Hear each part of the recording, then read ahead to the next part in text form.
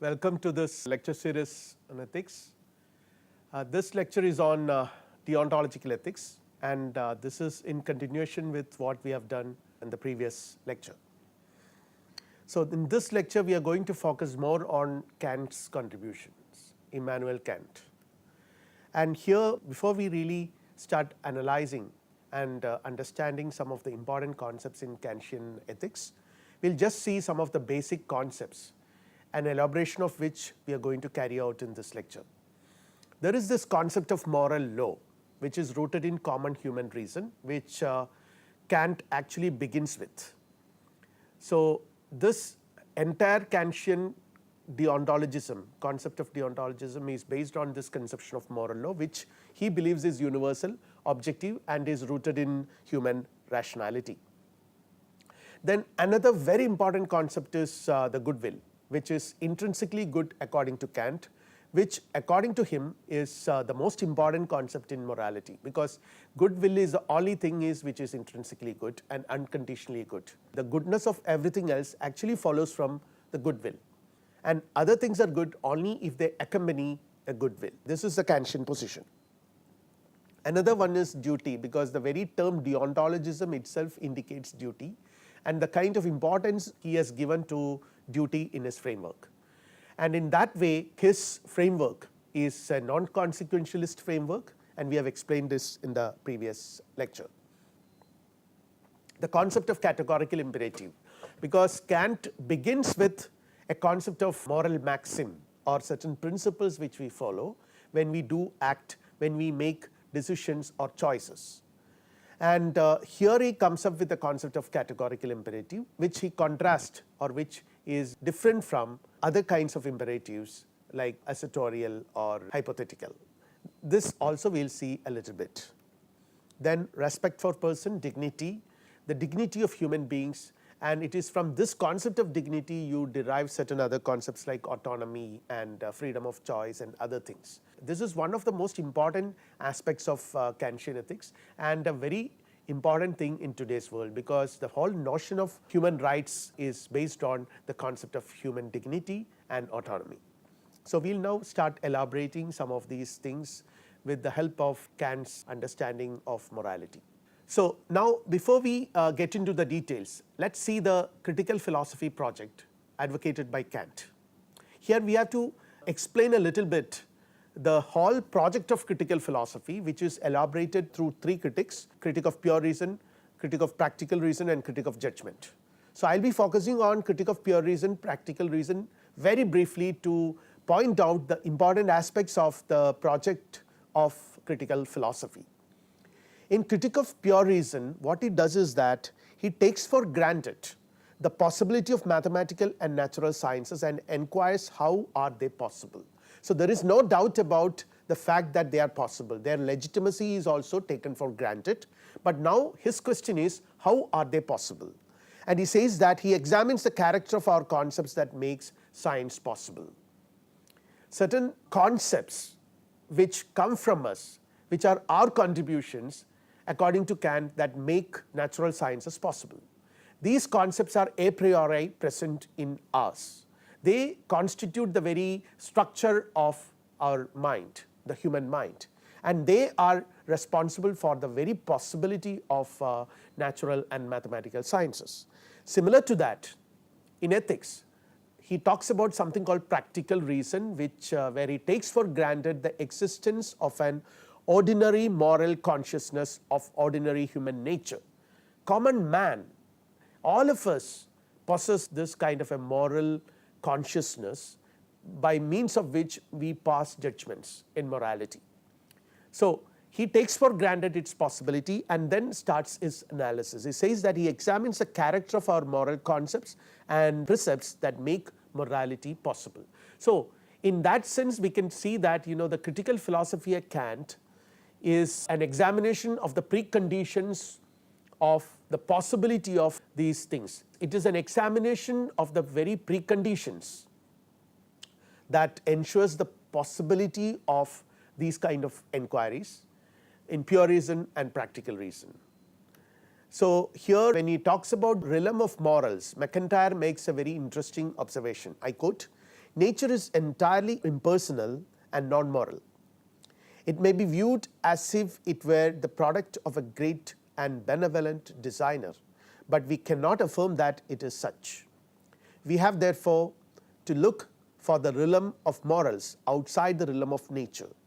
Morals must be independent of how the world goes, for how the world goes is non-moral, unquote. Now, what makes moral precepts moral? The very preconditions of them being moral.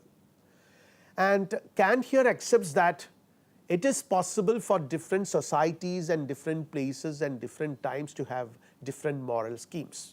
He accepts that such differences do exist. But his enquiry is, what makes these different moral schemes moral? How can we call all of them, in spite of, regardless of their differences, they are all moral schemes? What makes them moral? Looks for an a priori unchanging element in morality.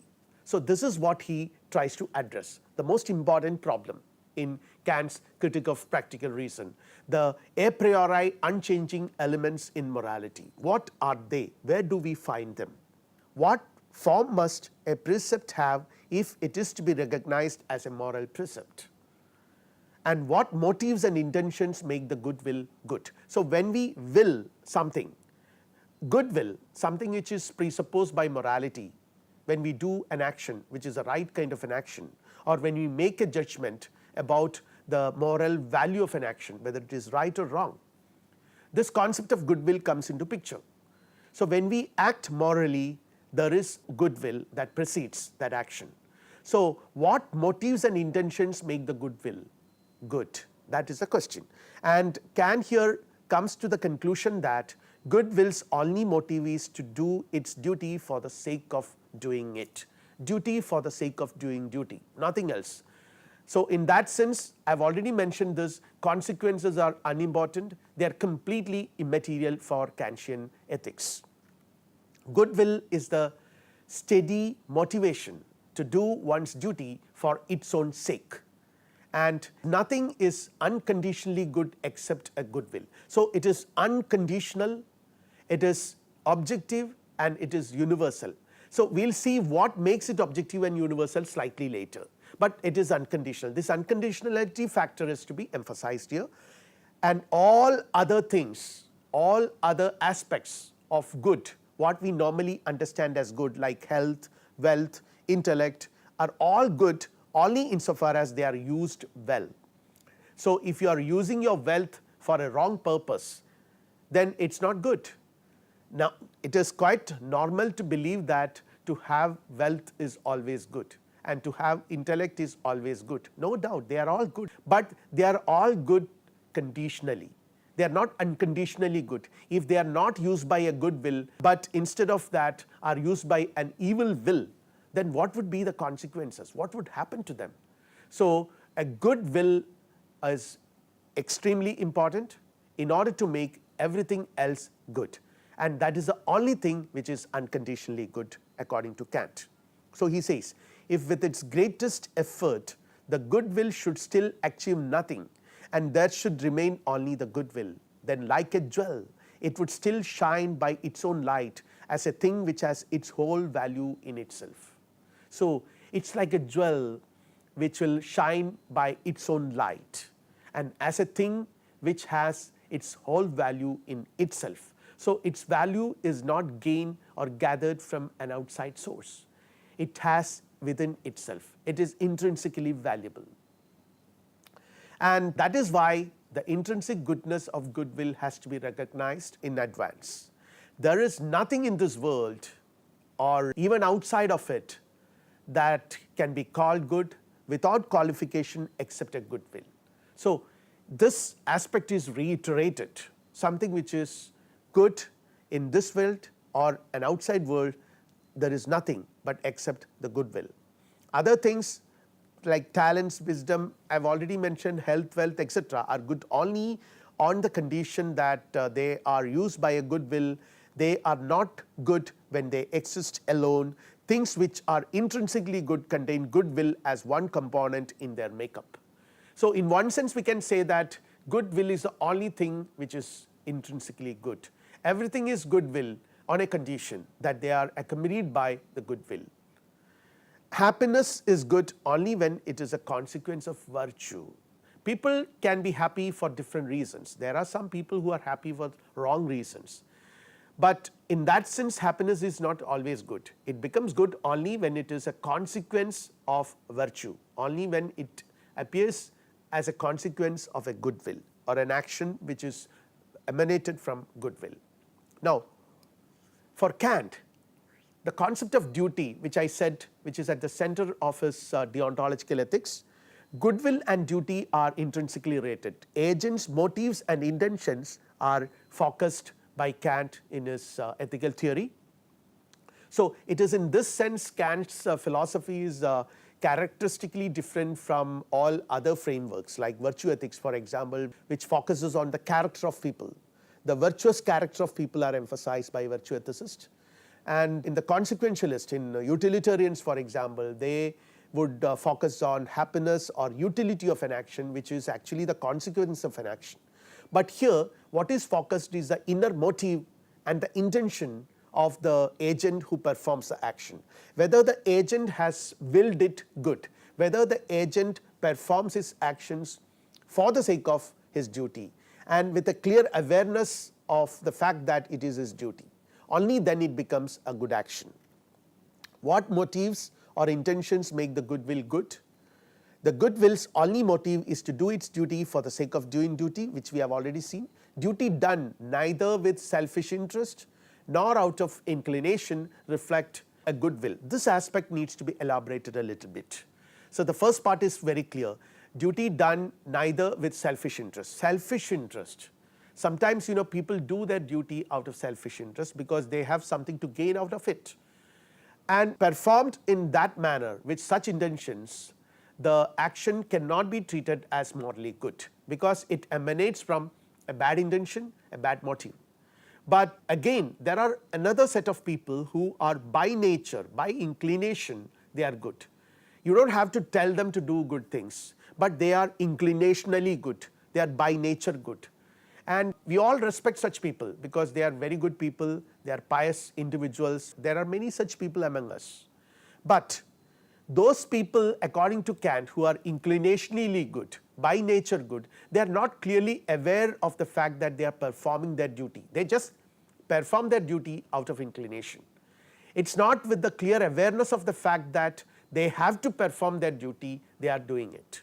So, even such actions are also not treated by Kant as morally good actions, because for him that is a very interesting aspect of Kantian ethics. For him, what is more important is the agent should have performed it with the clear awareness of the fact that it is for the sake of duty he is performing it. So, that intention is very important, and the awareness of the agent is also very important for Immanuel Kant. So, here we can see some of the very important aspects of duty. See, the first one is duties should be acted on universally. So, only then it becomes duty. There cannot be a duty for one particular individual. A duty is determined by several factors which can be universally determined, and only then it becomes a duty. Only then can consider it as a duty. Then again, it is objective and unchanging. People in all circumstances who find themselves in such a context would be performing it. So, in that sense it is objective and unchanging. Third one is it should be categorical imperative, and this is one term which you have to keep in mind, the categorical imperative, which is very important in understanding Kantian ethics. Kantian ethics relies a lot on this concept of categorical imperative. It is a normative philosophy, but then it is categorical, it is unconditional, it is unconditionally binding on individuals by virtue of the very fact that they are rational human beings. We will come to that slightly later. And now the fourth one, I can act upon it without inconsistency and exception. So, this emphasizes the rationality aspect of performing one's duty. One has to be consistent, one has to be rational, one has to do justice to one's own rational nature. Now, when we talk about the moral law, what we have to understand is the fact that the moral law is different from other kinds of laws. Say for example political laws, there are social laws, there are various other kinds of laws which we follow in our social life. But a moral law is very different. It is a kind of norm. There is a kind of standard which is prescribed a priori. So in that sense there are three types of normative laws: hypothetical, assertorial and categorical. Out of these three, hypothetical and assertorial are conditional and categorical is the unconditional law, which is the moral law. A hypothetical law is applicable to for groups of people under certain condition have certain ends in view. Say for example, if you want to pass the exam, you have to study well. So there is an if then. So it is hypothetical. Only if you study well, you will pass in the exam. Only if you perform well, you will get the good results. So in that sense they are conditional. And when you come to assertorial, they are for goals which are desired by everyone. Say for example happiness, they are aspired by everyone, and attaining those goals people have to follow certain rules. They ought to follow certain rules. So in that sense also they are conditional. But in the case of categorical, they are unconditional and universal. Moral law is the only example for a categorical imperative. So now we have to discuss what a categorical imperative is. Moral principles, they are all moral precepts and moral principles which we follow when we take a decision, when we make a choice and when we act according to our decisions and choices. An imperative means it emphasizes the aspect of obligatoriness in the moral law. So all, even assertorial and hypothetical are also imperatives, they are also obligatory, they also highlight the obligatory aspect. But there the obligation is conditional, they are not unconditional. But here in the case of a moral law it is unconditional. Don't ask why should I do that, you cannot point out any consequences. In the case of hypothetical there is a consequence, if you do this you will get this. But here what you get is not important at all, that is immaterial. What is important is you have to perform it because that is your duty. By virtue of being a rational creature you have to perform it. So in that sense it is your duty. Again the unconditional authority of moral law is underlined. It is not an external authority and not even God has a role to play here, because as far as the moral law is concerned, the law is not given even by a divine authority of God. So in that sense the deontological ethics of Immanuel Kant is significantly different from the divine command theory, which is also a kind of a deontological approach to ethics. There also there is a duty, the duty to follow the divine law. But here there is no concept of God, there is no concept of external authority at all, because the very notion of external authority takes away the freedom which people have, which individuals have. And according to Kant, freedom is extremely important for morality. Freedom of choice is rather the most important thing in morality, because without freedom there is no scope for ethics at all. Ethics becomes important only because there is freedom. So Kant very famously made it very clear that an oath implies a can. One has to be free first, only then we can say that one ought to do certain things. There should be an element of choice present. So now the authority of the moral law, as I mentioned, there is no external authority. The requirements of reason that apply to all individuals is what is the only authority we can talk about. So the authority comes from universal rationality, and in an interesting sense we can find that this universal rationality which we find, which we are talking about, are found in us, they are within us. So we derive the authority of the moral law from within us, from the very fact that we are all moral creatures. They are the authority, the moral law becomes compelling because they are rationally compelling and because we are rational creatures. By virtue of being rational creatures, we find that they are compelling. Those who violate them do so at the cost of their own irrationality. So this is what happens. So there is no consequence as such, we have to point out. Only thing is that you are doing injustice to your own very nature, that nature which distinguishes you from other creatures. your rationality aspect. So as a rational being, man utters the commands of morality to himself. He obeys only himself. He has no external masters but only himself. His own voice of reason is his master. So we are masters of ourselves. Our own rationality is our master. So inconsistency means one fails to follow one's own dictates of reason, then one is inconsistent to oneself. So here there are two versions of categorical imperative. We can try to further explicate this concept of categorical imperative and try to understand it from two perspectives. So these two aspects are highlighted by Kant. One is he elaborates the notion of categorical imperative in terms of a principle of universalizability. On the other hand, he highlights it with the help of a concept of a principle of humanity. So we will see this. In a nutshell, we can see that the principle of universalizability says that act only on maxims that one can will to be a universal law. I will elaborate it later soon. Now the principle of humanity says that one should treat others always as ends in themselves and never as a means. All human beings, including oneself and others, need to be treated as ends in themselves, not as a mere. So which means that every human being is intrinsically valuable. Now universalizability, we will try to elaborate this concept. Kant says act only according to that maxim by which you can act only according to that maxim by which you can at the same time will that it should become a universal law. So you have to conceive the principle or the maxim on the basis of which you take the decision and act as a universal law, which means that it is applicable to everyone else. To cite a concrete example, you have borrowed money from a friend and you are not returning this money to him, whether it is morally right or wrong.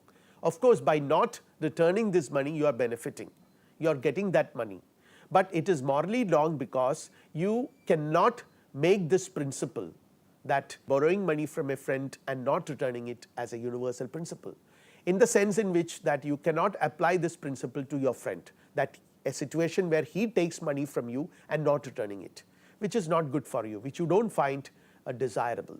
So in that sense you fail to make that particular action universally binding, or rather base that particular action on a universal law.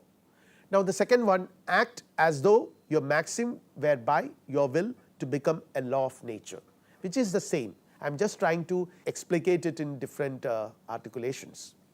Then again the test is whether you could will the universalization for a system of nature of which you yourself were a part. Everything basically tells you that the possibility of universalizability should be there before you act, and your principle or maxim on the basis of which you take a decision and act should be based on that. Now principle of universalizability. We base our actions on some maxims or principles. What are those maxims or principles on the basis of which we make our actions? We give this principle as principle of actions to ourselves. So as I mentioned earlier, we are the lawgivers. So now you know the principle or the maxim on the basis of which we make this decision and act, we now consider it as a universal principle and apply it to ourselves. Explains what are we doing and why are we doing it. So this principle would satisfactorily explain us what are we doing without any inconsistency, and we can always convince ourselves and others with this, why we do this and why are we doing it. Again, we are to imagine a world in which everyone acts in accordance with our maxim. That is precisely the principle of universalizability, that we should be able to conceive our maxim as a universal maxim so that others can also follow it and act on the basis of it. Again, one must be able to universalize the principle of one's act. One must be able to will that everyone act on the basis of that principle. So this is what the principle of universalizability means. And now we will see the principle of humanity, which is where human dignity is highlighted. person of the individual is focused here. One must act towards oneself and toward others in such a way as never to treat self or others merely a means to an end, but always as an end in itself. So, never treat a human self, whether it is oneself or another person, as a mere means to achieve certain selfish goals, but always treat a human self, whether it is oneself or others, as goal in itself, as an end in itself. Treat humanity as an end and never as a means. The whole of humanity is the end. So, the kind of importance Kant gives to humanity and human beings is quite visible here. Respect the dignity and autonomy of rational beings. So, by virtue of being rational, all human beings deserve to be respected. They have the right to be respected by other human beings. Using as a means is ascribing only instrumental value to people. If you consider another person as a mere means to attain your personal goals or your selfish goals, then you don't actually recognize the real value of that person. That person is only a means to you. He or she has only an instrumental value for you. But actually you have to realize and recognize and respect the intrinsic value of each individual. And individuals have intrinsic value because they are rational creatures. Humans have intrinsic value. And it is from this whole notion the concept of human dignity and the moral demands based on this concept is derived in contemporary world. Intrinsic value of human beings is based on the value of human dignity. And human dignity is related to certain special capacities of man, which I have already mentioned, rationality and autonomy. All human beings are rational, and all human beings have the ability to take decisions for their own life. They know what is good for them, and they don't need to follow someone else's command, and they know what is good for them and take decisions on the basis of their ideas of good, which they could arrive at on the basis of employing reason, universal rationality which is present in them. So, each individual is an instance of universal rationality, and for that reason each individual is autonomous and also deserves and demands dignity. By virtue of being rational, human beings are intrinsically valuable, and rationality and autonomy generates the moral demands of respectful treatment. So, every human beings need to be treated with respect by other human beings. We have no right to coerce, we have no right to violate the rights of other people, we have no rights to command other people and make them do things which they do not want to do. They have the right to take decisions in their own life, and autonomy implies freedom. So, the concept of autonomy, which has become a very important concept in moral discourses ever since 18th century, has been highlighted by Immanuel Kant and his deontologism. We could see that even in contemporary debates on morality, the concept of autonomy is at the center. Before we conclude, let us try to understand the concept of autonomy a little closely by contrasting it with another concept, the notion of heteronomy. Autonomy means autonomous, self-rule. Every individual has the ability, has the capacity to rule himself because he or she possesses rationality. And heteronomy is where the control comes from outside or several sources, not just from inside, not just from the individual himself, but there are several sources. Autonomy of will makes each man a moral governor. It's because every individual is autonomous, he or she can be treated as a moral governor of himself. Humans have the capacity to knowingly govern themselves in accordance with the universally valid moral principles. So, he or she, every individual has the capacity to employ this rationality and know what is right, what is good, and distinguish between right and wrong, good and evil, and also know what is his duty and act accordingly. We are our lawgivers. Each individual is his own lawgiver, and there is no external authority governs us. Not even God is an external authority who holds absolute control over human beings. external authority leads to heteronomy of will, which takes away the very possibility of freedom and also the possibility of ethics. So this is the Kantian contributions to deontological ethics in its nutshell.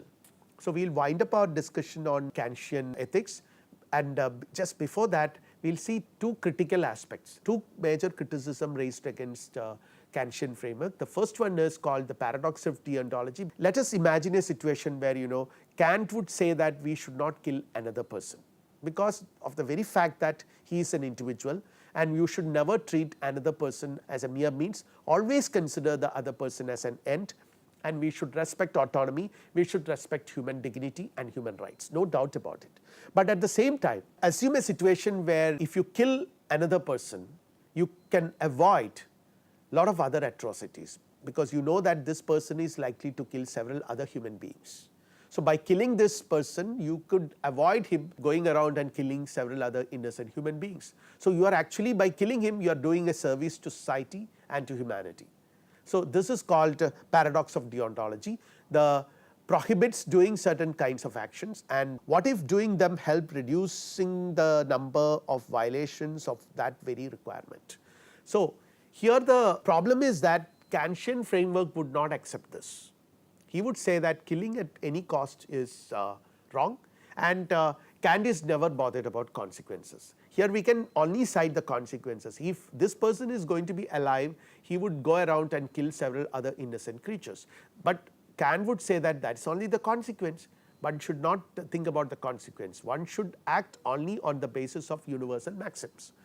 Now, another criticism is formalism, where we know that Kant's framework is highly formal, highly logical. He talks about the logical possibilities, the preconditions of a moral precept being moral. So his approach to morality is extremely formalistic, and this may not help in practical day-to-day situations. Does not take into account the actual and concrete circumstances where actions are performed. There are several other criticisms. We do not have time to discuss all that, because the purpose of this lecture is to give a very brief introduction to Kantian ethics and deontologism advocated by Immanuel Kant. So we will now wind up this lecture, and the next lecture we will discuss another very important ethical framework. For the time being, thank you.